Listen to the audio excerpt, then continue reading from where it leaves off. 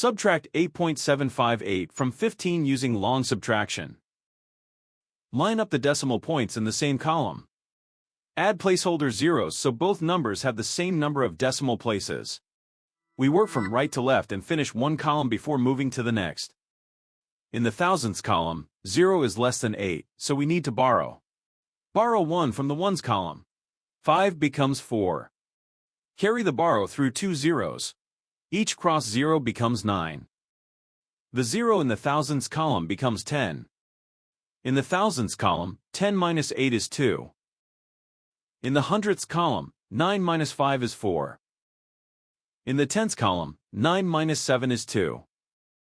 In the ones column, 4 is less than 8, so we need to borrow. Borrow 1 from the tens column. 1 becomes 0. The 4 in the ones column becomes 14. In the ones column, 14 minus 8 is 6. Bring down 0 in the tens column. Bring the decimal point straight down into the answer. The final result is 6.242.